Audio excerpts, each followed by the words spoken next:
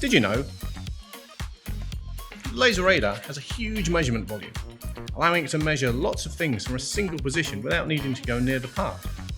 This means you can measure here, here, here, here, here, here, here, here, here, here, here, here, here, here, here, here, here, or even here, all without moving the device. Did you know? Laser radar is not affected by background lighting, meaning it can operate equally well under fluorescent lighting, LED lighting, incandescent lighting, sunlight, or even completely in the dark. Did you know?